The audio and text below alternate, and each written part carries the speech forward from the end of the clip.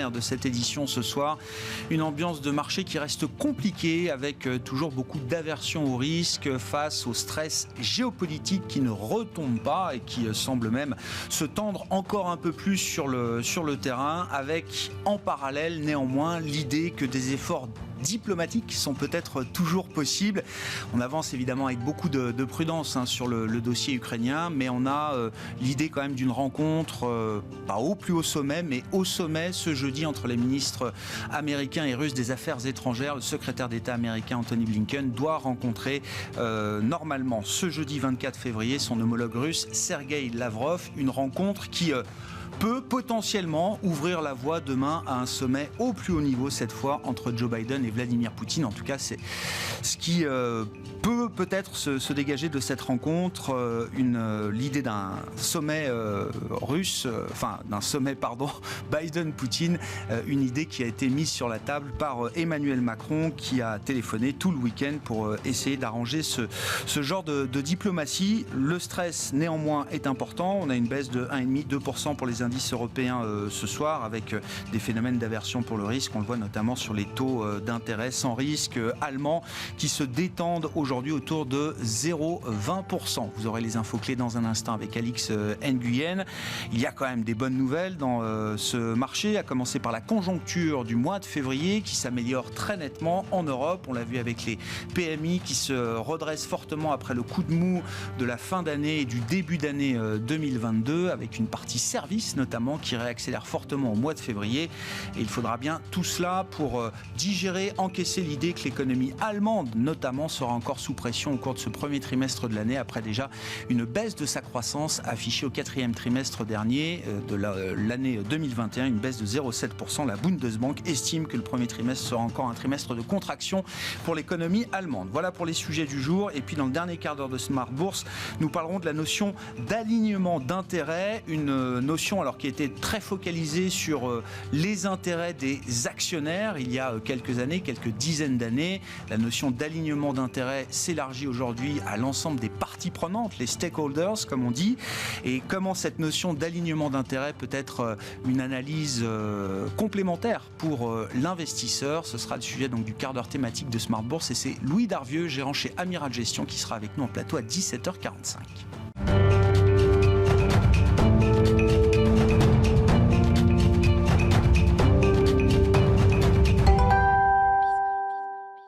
Séance risk-off donc aujourd'hui pour les marchés européens en l'absence de Wall Street qui reste fermé pour President's Day. Les infos clés du jour, c'est avec Alix Nguyen. L'indice parisien s'enfonce sous l'effet de l'annonce d'une possible première confrontation directe entre la Russie et l'Ukraine. Selon l'agence Interfax, des responsables russes ont annoncé avoir détruit des véhicules blindés ukrainiens dans la région de Rostov en Russie. D'après cette même source, 5 personnes ayant tenté de violer la frontière russe ont été abattues. Pour rappel, ce matin, Moscou donnait déjà le ton en émettant des réserves quant à la perspective d'un sommet entre Joe Biden et Vladimir Poutine. Un porte-parole du Kremlin ayant justifié ses réticences par l'absence de projet concret. Ce dernier n'a cependant pas écarté la possibilité de discussion ou d'une rencontre. Dans ce contexte, on relève que les actifs dits refuges comme l'or sont soumis à une forte volatilité. À noter qu'aujourd'hui, Wall Street est fermé pour le President's Day. Sur le plan macroéconomique, en février, la croissance de l'activité a rebondi dans la zone euro. L'indice PMI composite établi par IHS Markit s'est redressé de 3,5 points à 55,8 points, porté par l'amélioration dans les services au plus haut depuis novembre du fait de l'assouplissement des restrictions sanitaires. Vendredi, le marché surveillera de près la statistique des revenus et des dépenses des ménages américains et notamment la composante PCE des dépenses de consommation personnelle. S'agissant des valeurs à suivre, coup de bambou pour les technologies, les automobiles et celles liées aux biens industriels. Elles connaissent les plus fortes baisses sectorielles en Europe avec des replis importants pour les indices Stoxx 600 associés. Téléperformance, Renault et Alstom reculent. En hausse à l'ouverture, Faurecia chute désormais après avoir redressé ses résultats en 2021 et ce malgré l'impact de la crise des semi-conducteurs. L'équipementier automobile vise pour 2022 une amélioration de sa marge et de son chiffre d'affaires. Même son de cloche en bourse pour Worldline, c'est désormais acté. L'américain Apollo rachète les terminaux du spécialiste français des paiements électroniques. Le géant du private equity va dépenser jusqu'à 2,3 milliards d'euros pour acheter la technologie française. Annoncée aujourd'hui, l'entrée en exclusivité aura requis plus de 6 mois de négociations pour aboutir à un préaccord avec Apollo. Tendance, mon ami, chaque jour à 12h30 et 17h avec Alix Nguyen dans Smart Bourse sur Bismart.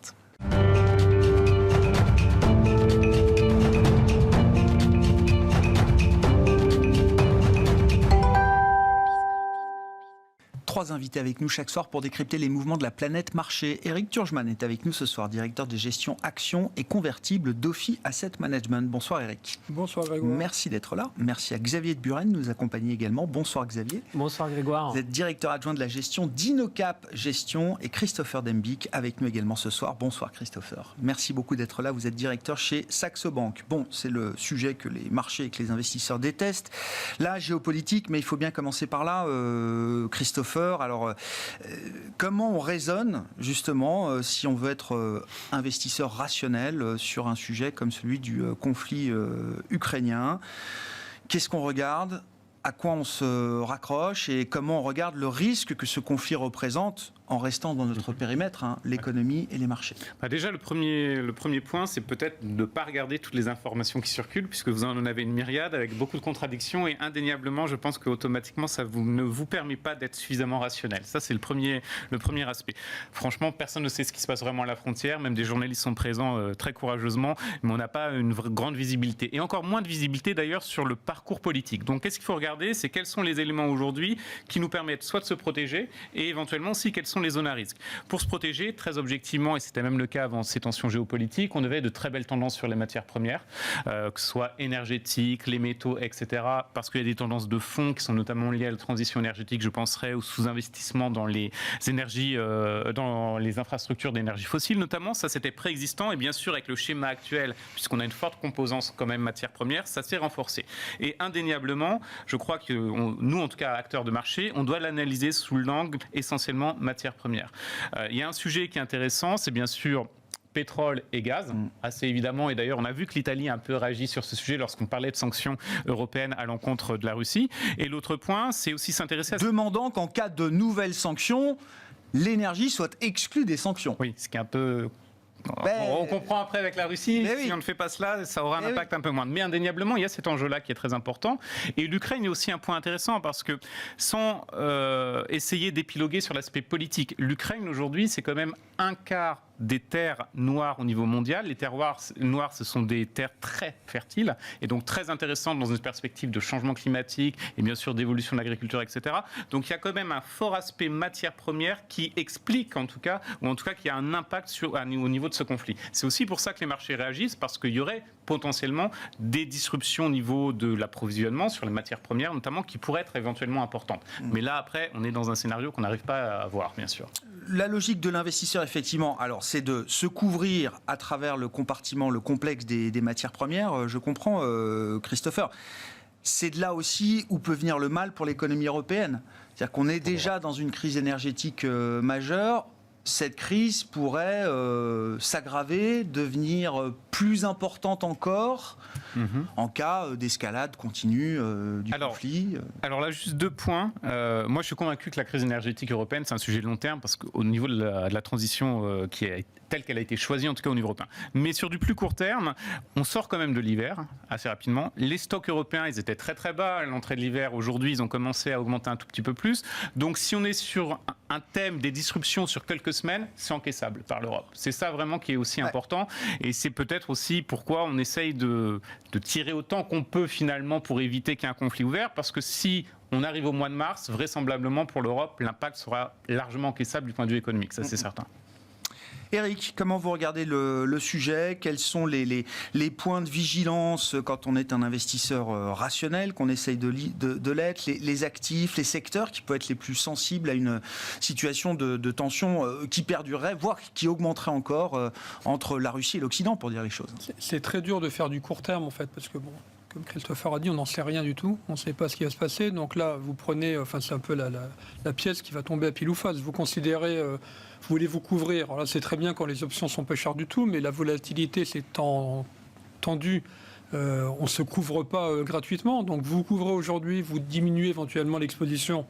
et puis dans 24 heures, on apprend que finalement tout le monde se tape dans la main et qu'on a trouvé un deal, les marchés rebondissent et vous avez quand même perdu toute la couverture et vous ne profitez pas de la hausse. Inversement, vous profitez là, de la volatilité pour vous renforcer, la guerre éclate et ça plonge. Donc le court terme, c'est très compliqué de tenir compte de la géopolitique. Et d'ailleurs, depuis, moi ça fait 35 ans que je suis sur le marché, j'ai vu pas mal de guerres. La guerre du Golfe, dans les Balkans, en 92, c'était sur le sol européen, sans parler de la Crimée qui a été envahie en 2014. Les marchés sont volatiles à très court terme, et puis 6 mois plus tard, ils ont complètement effacé ce qui s'était passé. Donc c'est très dur de bouger. Donc c'est pas ce qui va. C'est malheureux en tant que citoyen, on se préoccupe, mais en tant qu'investisseur, on peut pas en tenir compte dans les allocations. Évidemment, il faut être toujours équilibré, mais ça c'est la tarte à la crème.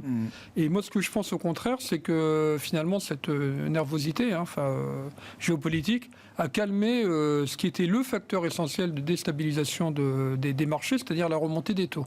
Voilà, parce que les taux américains avaient dépassé 2%. Le taux allemand, il a traversé le zéro en 48 heures sans qu'on s'en aperçoive. Et d'ailleurs, on se rend compte que malgré donc quand même ce qui se passe actuellement et qui pourrait être récessif, parce que quoi qu'il en soit, derrière des sanctions envers la Russie et tout, ça a quand même un impact récessif. Les taux se sont à peine détendus. On a le 10 ans américain à 93 et le 10 ans allemand qui est bien au-dessus de zéro. Bon, donc ça veut dire que là, c'est un peu... Finalement, les taux étaient en train de monter, ça a un peu calmé la progression des taux. Mais ça ne renverse pas la tendance. Et ça ne renverse pas la tendance. C'est-à-dire si on finit par un événement heureux, c'est-à-dire qu'on arrive à trouver un accord entre la Russie et les Occidentaux, on pourrait avoir les taux qui repassent franchement à la hausse. C'était ça en fait le facteur de début d'année. Voilà. Là, la géopolitique a pris le pli. Mais on ne peut pas bâtir une stratégie d'allocation malheureusement sur la géopolitique. Ça veut dire que c'est le parallèle, par exemple, entre le conflit US-China, qui lui vraiment s'inscrit dans quelque chose de séculaire, de long terme, avec différentes phases qu'on a connues ces dernières années, depuis la présidence Trump et même avant. On peut imaginer que le conflit a démarré peut-être de manière latente avant. Ce conflit Occident-Russie, vous ne le mettez pas au même niveau que cette histoire d'affrontement séculaire entre la Chine et les États-Unis? Non, mais il peut avoir une influence. Parce qu'en fait, si les Américains battent en retraite, c'est-à-dire si effectivement la Russie rentre en Ukraine et fait un peu ce qu'ils veulent, en Ukraine complètement, ou la partie Est, le Donbass, etc., et que les Américains ne font rien, là les Chinois pourront se dire, après l'Afghanistan, la Russie, on va sur Taïwan, quoi. Et là, ce serait une autre affaire. Parce que là-dessus... ça pourrait impliquer plus de choses là-bas. Donc c'est quand même à suivre. Voilà. Et puis ce qui est à suivre aussi, c'est finalement l'alliance qui s'est faite entre la Chine et la Russie, et peut-être d'autres pays un peu non alignés contre les États-Unis et leurs alliés, donc contre l'Europe. Donc oui, ça aura une influence à plus long terme. Ouais. Intéressant. Oui, donc les Chinois regardent avec attention. Je pense qu'ils regardent avec attention l'attitude des Occidentaux et des Américains en premier lieu sur cette question ukrainienne. Bon, je ne sais pas ce que ça vous inspire comme commentaire, Xavier. En tout cas, ça complexifie encore un peu plus la lecture des marchés, ça plombe encore un peu plus l'ambiance, avec un sujet sous-jacent qui perdure, qui est celui de la politique monétaire, de la remontée des taux, etc. Ce sujet existe toujours au moment où on se parle, bien sûr. Je dirais que c'est le risque principal. Effectivement, si on a ces sujets de prix de l'énergie qui flambent, je vais rappeler 2-3 chiffres. 45% de l'importation de gaz en Europe provient de la Russie. C'est 28% de la consommation de pétrole qui est d'origine russe. Et puis il y a aussi le blé là-dedans qui représente à peu près 22% de la consommation européenne. Donc c'est quand même des sujets fondamentaux. Et c'est vrai qu'on joue un petit peu avec le temps pour essayer d'arriver à la sortie de l'hiver. Mais si on a des prix de l'énergie qui s'envolent avec ce conflit russo-ukrainien, le risque, l'enjeu, c'est de voir la Banque Centrale Européenne est obligée de resserrer sa politique monétaire pour essayer de calmer ces sujets d'inflation. Et ça, je pense que c'est le principal risque pour les marchés. On n'y est pas, on va voir comment ça se passe, mais il ne faut pas perdre ça de vue, je pense. Oui, parce qu'on a bien senti que la Banque Centrale Européenne avait un focus désormais...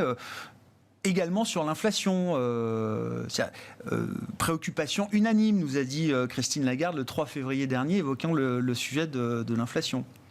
Ouais, Plus que jamais, la BCE regarde aujourd'hui le risque inflationniste. effectivement, le 3 février, on a appris que cette inflation était peut-être plus structurelle que passagère. Et donc, effectivement, la Banque Centrale Européenne a commencé à modifier son discours pour préparer le marché qui, évidemment, n'est pas dupe. Hein. Ah ouais.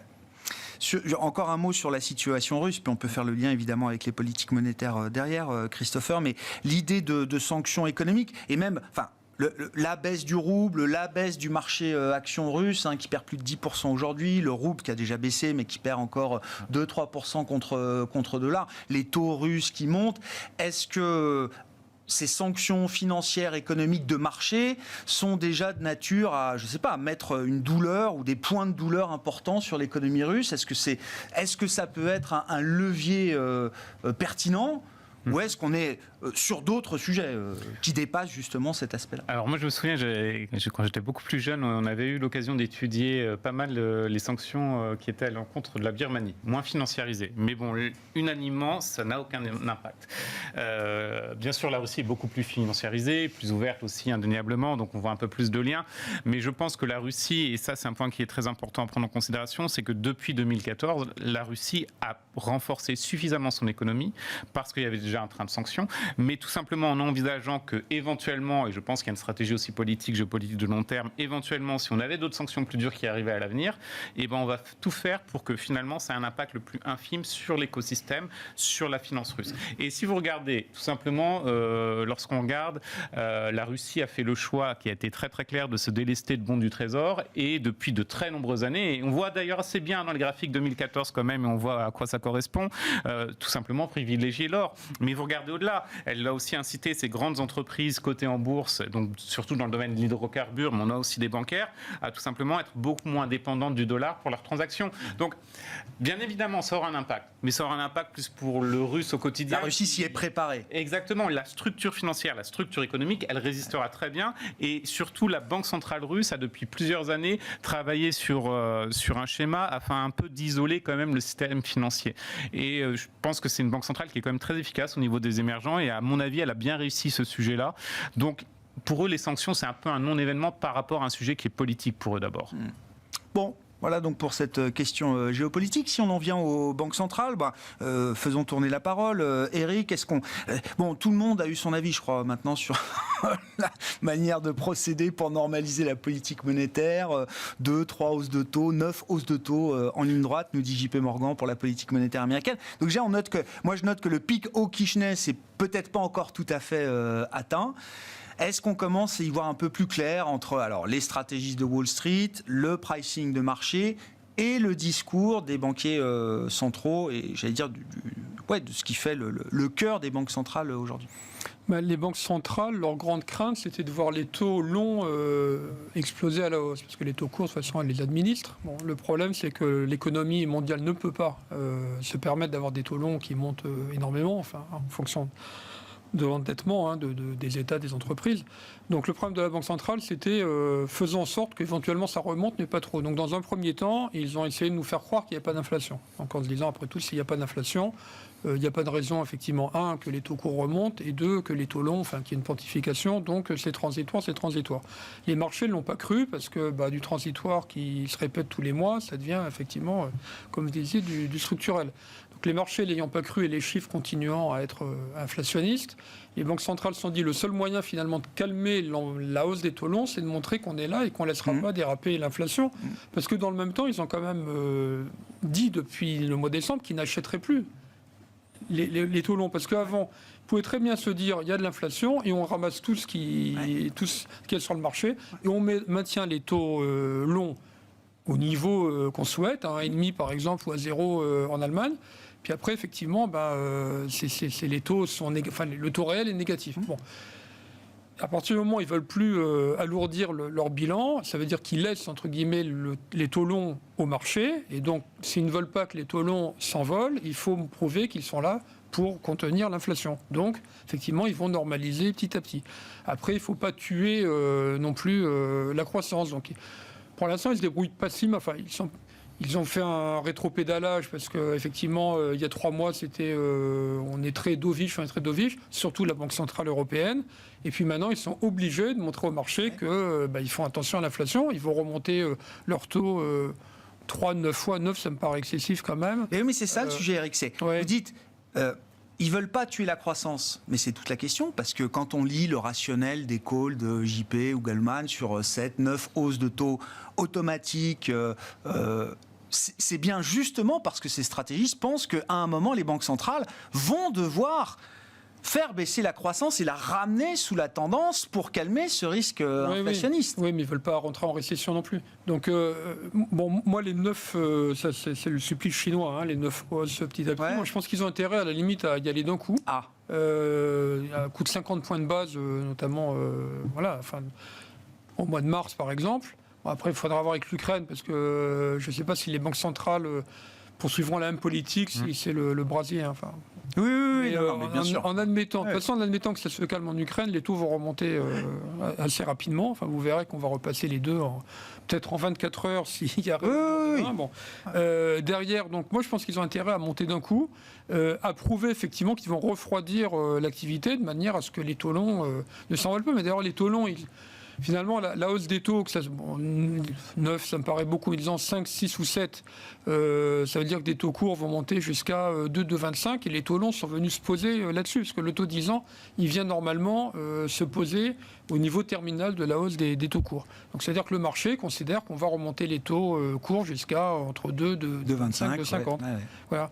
Le problème, c'est que l'inflation, on ne la maîtrise pas et que personne n'est capable de dire si effectivement on ne va pas rentrer dans une vraie spirale inflationniste.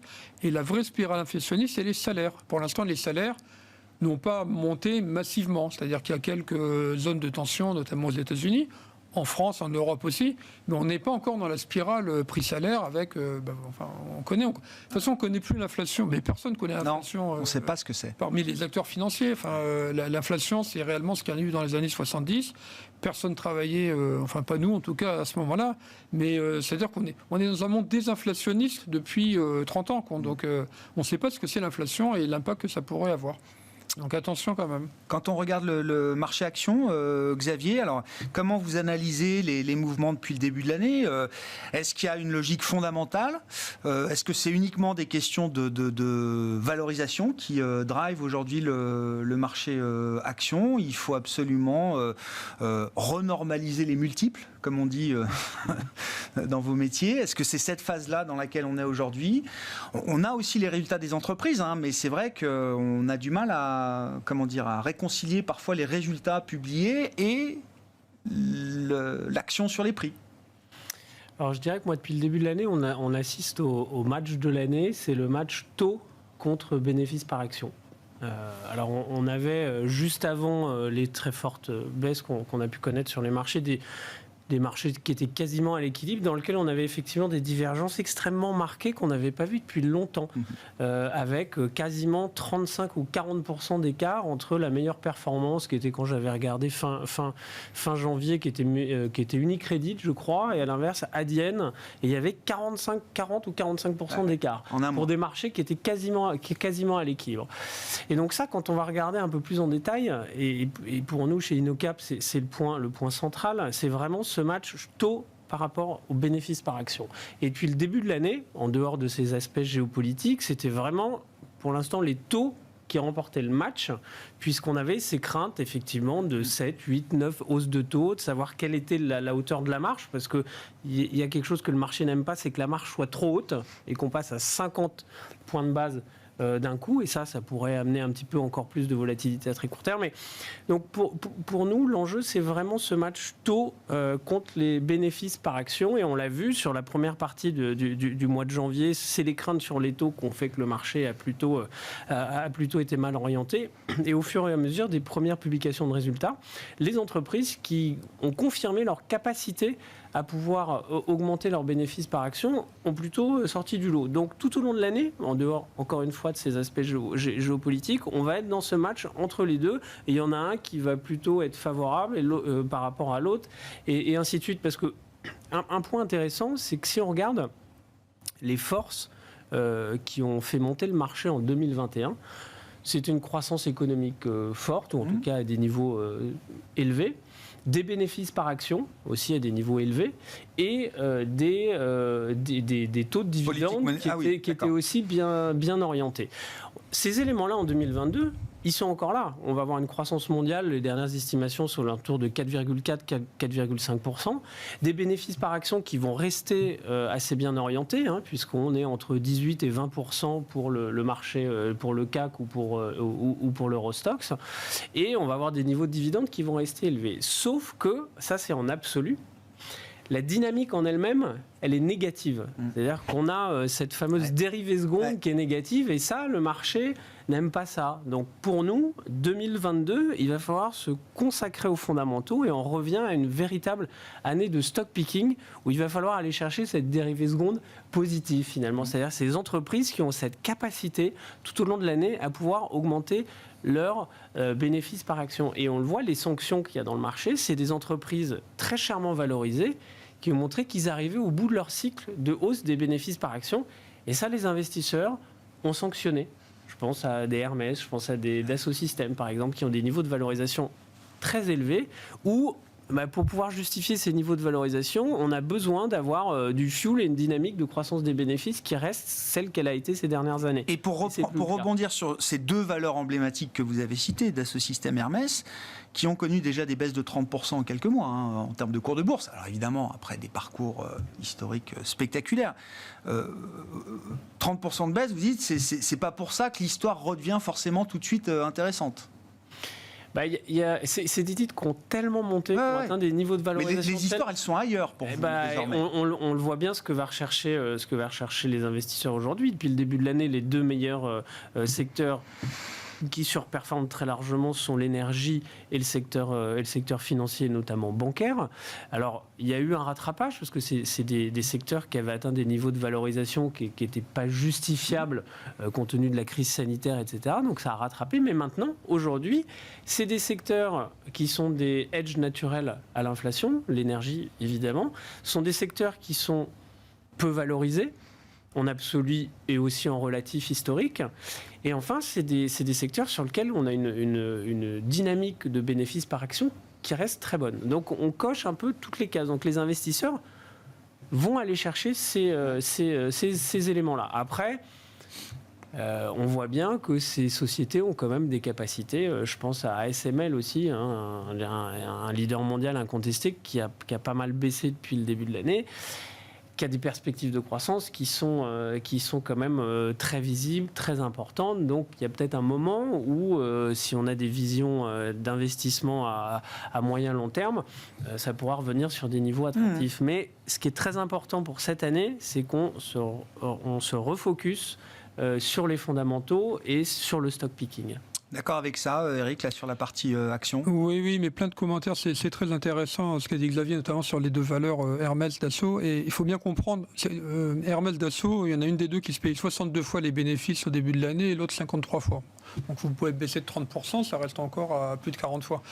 Mais ce qui est important, c'est que ces valeurs-là, si on met de côté l'auto, la banque et le pétrole sont des valeurs cycliques, les valeurs dites défensives, de croissance, ce que vous voulez, elles sont évaluées par rapport à l'actualisation de leurs bénéfices futurs, surtout quand c'est très très très visible.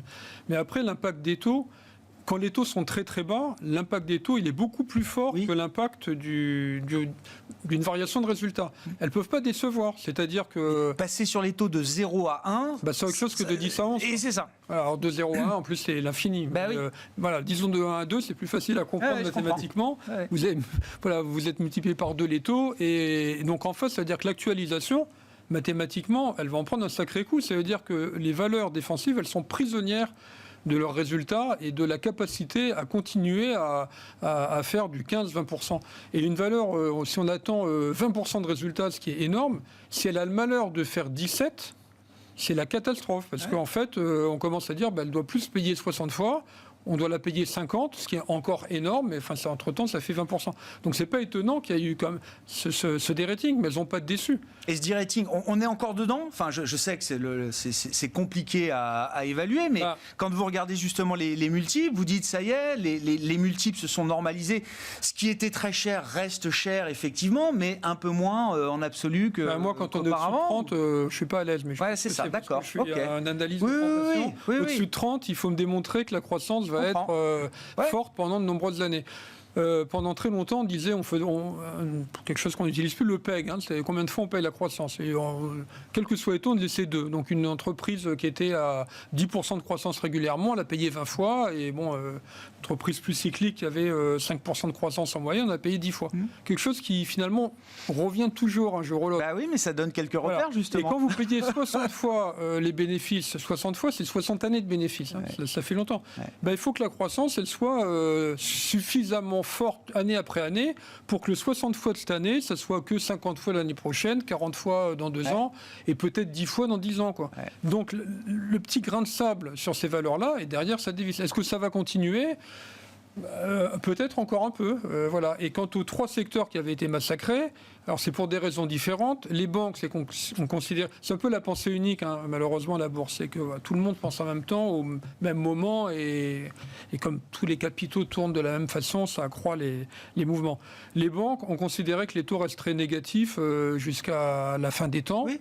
Bon, c'est pas le cas, donc effectivement. Et c'était il y a encore 6 mois qu'on pensait comme ça. Elles ont été massacrées, maintenant elles rebondissent. Mais enfin, il y a des valeurs qui ont pris 80% depuis un an. Elles sont toujours à peine au niveau d'il y a 2 ans, si on parlait du niveau de 2008. Bon. L'automobile, si on pensait peut-être que Tesla allait vendre tout partout dans le monde et que tous les constructeurs européens ne seraient pas au rendez-vous de l'électrique, alors ça va leur coûter, évidemment, c'est des coûts, des marges qui vont être érodés, mais elles ont baissé pour ça. Et puis le pétrole, sans doute qu'on pensait qu'on se passerait de pétrole très rapidement, et on se rend compte qu'avec le vent et le soleil, ça ne suffit pas.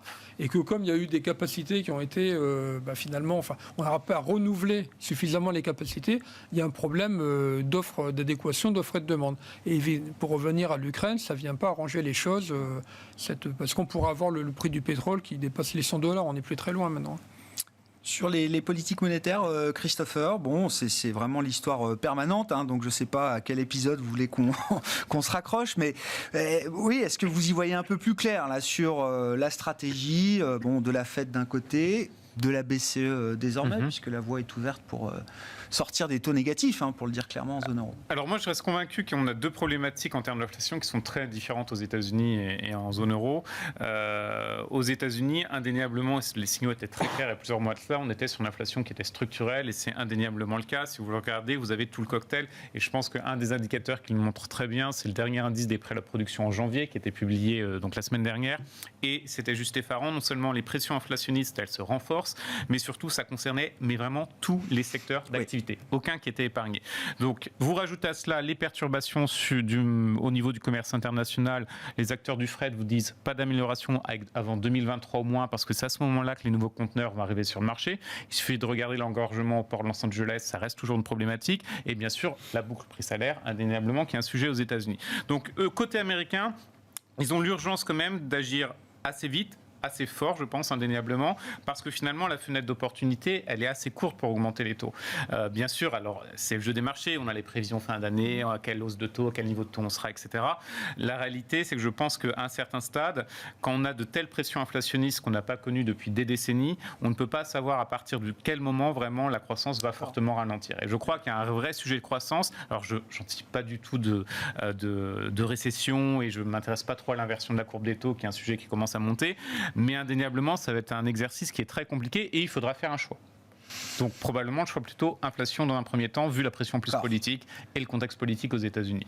Vous ne voyez pas la Fed reculer très vite ou se mettre en pause très vite dans son cycle de resserrement de sa politique monétaire parce qu'on aurait, je sais pas, un chiffre de destruction d'emplois à un moment sur les NFP, ou qu'on aurait, je sais pas, des indicateurs avancés type PMI ou ISM qui commenceraient à affaiblir. C'est pas au premier à-coup que la Fed va craquer. Non, parce que vu ce qui se passe en termes d'inflation, et probablement que le pic d'inflation n'est pas derrière nous, ça veut dire que le chiffre... 8%. Oui, ben oui, je pense que les 8%, on va y arriver. Hein. On aura les 10 mars, je crois bien qu'on a l'indice des prix à la consommation pour février qui sera publié. Ça va être quand même difficile à un certain stade. Et surtout, c'est assez intéressant parce qu'il ne faut pas nier que la politique monétaire est aussi politisée, surtout aux États-Unis. Et quand même, depuis la Seconde Guerre mondiale, c'est la deuxième fois qu'on a un président américain et une administration américaine qui très très fortement indique en tout cas qu'il faudrait faire quelque chose par rapport à l'inflation. Donc, parce qu'il y a aussi le calendrier politique, hein, il y a les mi-termes en fin d'année. Donc vous avez quand même un sujet qui va être très très compliqué pour Powell et pour d'ailleurs l'intégralité du FOMC. C'est pour ça que je pense que le choix peut-être rationnel ou forcé, on verra, sera d'abord l'inflation dans un premier temps pour les États-Unis. Donc il faudra agir fortement à ce niveau-là. Et surtout, un point qui est important, c'est que la transmission, quand on augmente les taux, c'est pas tout de suite que l'inflation va se résorber. Le timing est très très long. Vous dites, si jamais on voit en fin d'année une décélération ou une baisse du niveau d'inflation aux États-Unis, ça n'aura pas à voir avec la politique monétaire qui aura été menée entre-temps. Non, complètement. D'accord. Et en zone euro, la BCE a raison de se réveiller un peu brutalement comme ça. Vous dites les deux situations, l'inflation endogène en zone euro n'est pas du tout au même stade que celle qu'on peut observer aux États-Unis. Oui, indéniablement. Enfin, quand on regarde en zone euro, les boucles prix-salaires, elles ne sont pas là, à part quelques secteurs en tension, mais ça c'est très clair. Vous avez eu les négociations salariales qui servent un peu de baromètre, que ce soit aux Pays-Bas, en Autriche, en Allemagne, qui est un peu plus tôt. Il n'y a pas du tout de pression à la hausse sur les salaires. Et donc, pourquoi ce changement de ton alors ? Alors, je pense qu'il y a deux aspects. C'est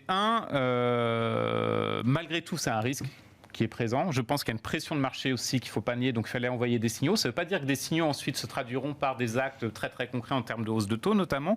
Et surtout, peut-être qu'il y a une petite montée de risque, en tout cas de pression politique. Mais la réalité, c'est qu'aujourd'hui, c'est essentiellement lié à l'énergie. Ce matin, vous avez eu l'indice des prix à la production en Allemagne, plus de 20% sur un an en janvier, donc. Et c'est un sujet énergétique. Et je crois que Christine Lagarde, mais une myriade d'autres membres du Conseil des gouverneurs l'ont répété, une hausse des taux, même 20 hausses de taux si vous voulez en zone euro, ça ne changera rien sur le sujet énergie qui est complètement externe à la politique monétaire.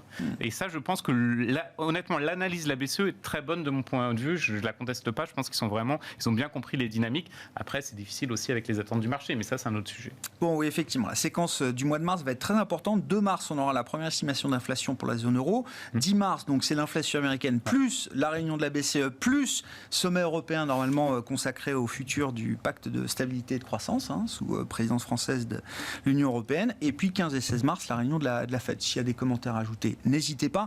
Xavier, je voulais qu'on puisse dire un mot aussi alors, une des situations spéciales du moment, c'est Worldline. Donc, dans le secteur des paiements, qui se désengage de ses terminaux avec des négociations exclusives avec le fonds américain Apollo pour 2,3 milliards d'euros. Je ne sais pas, est-ce que cette opération appelle des commentaires ? Quel est le rationnel derrière l'opération ? Et puis ça pose la question aussi du cas d'investissement un peu de Worldline et du secteur des paiements en général. Il y a beaucoup de choses dans votre question. Je dirais tout d'abord, c'était une opération qui était attendue par le marché, qui a mis un petit peu de temps à se concrétiser, parce que Worldline, au début du deuxième semestre, disait que l'opération pourrait être bouclée d'ici la fin de l'année dernière. Ça ne s'est pas fait. Ça, évidemment, le cours de bourse du titre en a souffert.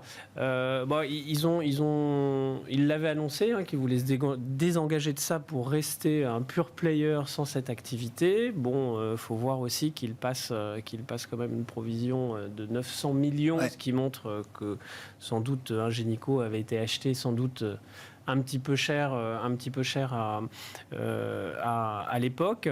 Et alors ça, je dirais que c'était un élément spécifique qui a pesé sur le cours de Worldline où il y avait des questions d'endettement, il y avait des questions de valorisation de cet actif. Bon, maintenant c'est fait, ça se fait en 2 temps, je dirais, puisqu'il y a un système d'action préférentielle auquel va avoir droit Worldline et d'ici 3 ans pour toucher un complément de prix, mais là n'est pas l'essentiel.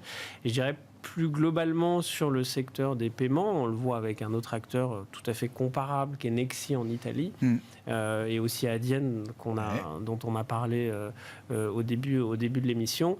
On voit bien que là, il y a un enjeu effectivement de valorisation et de croissance. Est-ce que ce secteur qui a eu le vent en poupe ces dernières années, qui était un secteur qui a beaucoup cru de façon organique et aussi de façon... plus les banques baissaient, plus les acteurs pure payeurs du paiement montaient. Enfin, il y avait un espèce de quand même jeu entre les deux secteurs. Il y avait une dynamique effectivement qui n'était pas la même. Et aujourd'hui, les investisseurs s'interrogent sur la capacité justement à ces acteurs de pouvoir délivrer cette même croissance qui était régulièrement au-dessus des 10%. Est-ce que là, à l'avenir, ils vont pouvoir continuer à avoir cette dynamique de croissance qui était encore une fois en organique et aussi en croissance externe, puisque ce sont des groupes qui se sont qui se sont créés en rachetant des actifs dont les banques voulaient se séparer, etc. Et aujourd'hui, c'est sûr que tous les éléments de cette équation sont un petit peu plus difficiles et le résultat de cette équation montre que et on n'est plus sur ces niveaux de croissance qu'on pouvait espérer avant. Donc la valorisation intrinsèque de ces acteurs est peut-être remise en cause. Maintenant, il est vrai que Adyen arrive avec des solutions qui sont donc Adyen, c'est le néerlandais. C'est le néerlandais qui arrive avec des solutions, je dirais, globales, complètement digitales, etc., qui se différencient d'acteurs plus classiques comme Worldline ou Nexi. Mais il y a encore de la place. Si on se concentre Nexi, il y avait encore, jusqu'avant le Covid, 75% des échanges et des achats en Italie étaient faits avec du liquide, avec du cash. Et donc, ces acteurs comme Worldline et comme Nexi, ils vont là où il y a du cash pour transformer ce cash en transaction électronique et digitale. Ouais. Donc il y a encore beaucoup de place pour ces acteurs-là dans pas mal de marchés. Maintenant, ils sont confrontés à des nouvelles façons d'utilisation de paiement, des nouvelles solutions.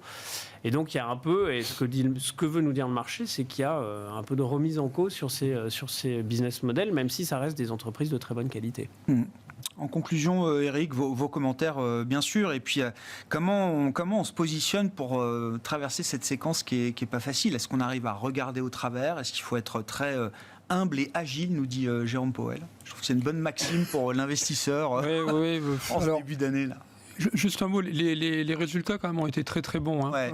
Ça faut le saluer, mais d'un autre côté, je ne sais pas si c'est pas un mal parce que ça va être compliqué. La crise. Non, c'était pour les marges. La crise a accru les disparités sociales. Ça on le sait bien, avec la hausse de l'immobilier qui exclut un tas de personnes des centres-villes, qui en plus donc doivent prendre leur voiture avec l'énergie qui monte. On voit bien qu'il y a des tensions sociales. Et afficher des milliards et des milliards et des milliards de bénéfices, ça va être compliqué à tenir. Donc, il risque d'avoir quand même un partage de la valeur ajoutée qui ne sera pas en faveur des entreprises. Donc, peut-être aussi qu'on a atteint le pic des marges. Mais en tout cas, les résultats sont exceptionnels, ce qui a permis au marché de tenir malgré la hausse des taux, parce que sinon, effectivement, on aurait plongé.